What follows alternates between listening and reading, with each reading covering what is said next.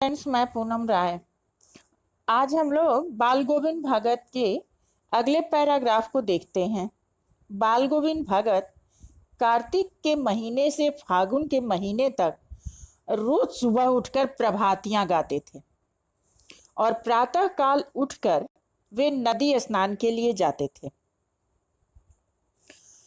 ये नदी उनके गांव से 2 मील दूर पर थी। वहां से लौटते हुए गांव के बाहर पोखरे के पास ऊंचे जगह पर बैठ जाते। उनके हाथों में खजड़ी होती और तेज आवाज में वो भजन गाने लगते थे। लेखक शुरू से ही देर से सोने वाला था, लेकिन एक दिन माघ के महीने में जब बहुत अधिक ठंडक था, भोर में बाल गोविंद भगत का संगीत सुनकर पोखरे तक जाता है। उस समय आसमान में तारे टिमटिमा रहे थे। पूरब में लोही लग गई थी। लोही लगना मतलब कि रोशनी, लाल रोशनी फैल जाना। सूरज निकलने से पहले लाल रोशनी आसमान में फैल जाती है, जिसका वर्णन यहाँ है।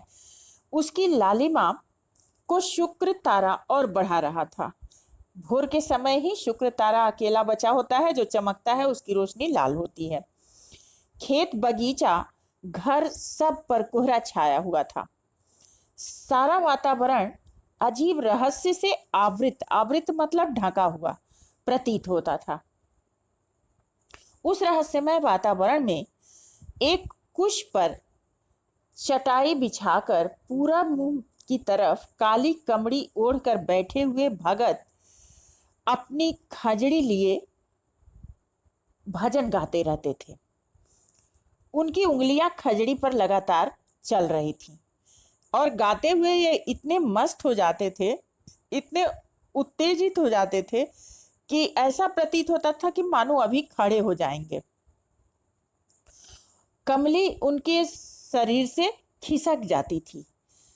जाड़े में ठंडक यद्यपि बहुत ज्यादा थी, किंतु ऐसे में भी उनके माथे पर श्रम बिंदु मतलब पसीने की बूंदें चमकने लगती थी। इतना वो गाने में लीन हो जाते थे। अब इसमें जो प्रमुख बिंदु आ रहे हैं वो इस प्रकार हैं। कार्तिक महीने में भगत जी के साथ कौन सी गतिविधियां शुरू होती थी, उनकी प्रातःकालीन दिनचर्या क्या होती थी।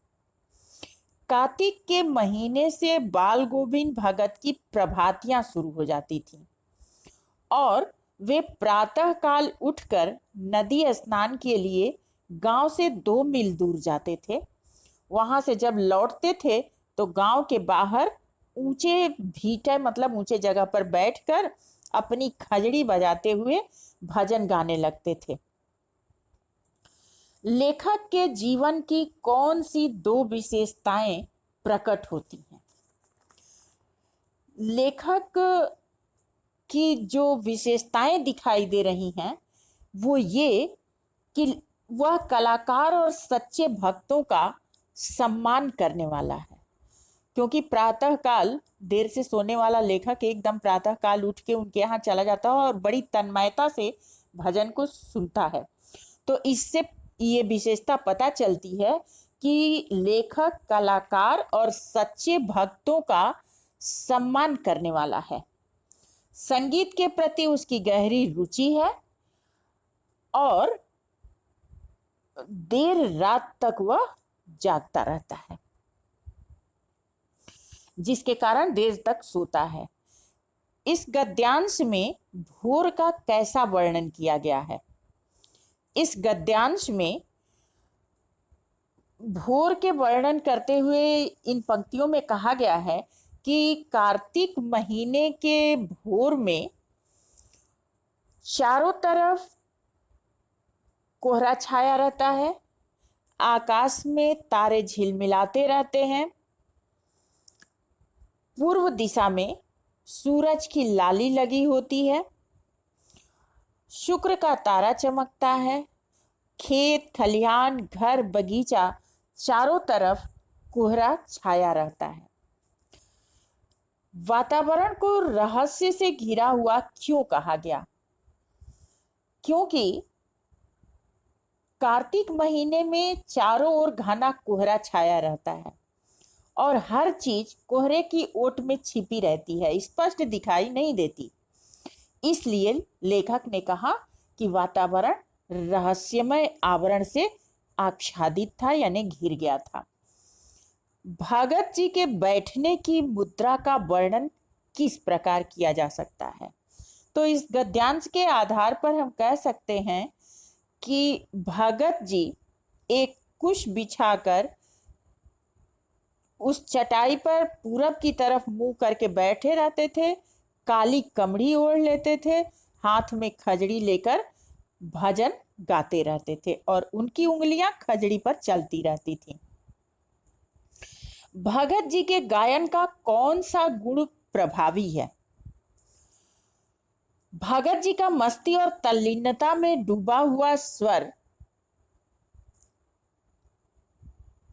एक अलग तल्लीनता देता है, मस्ती देता है।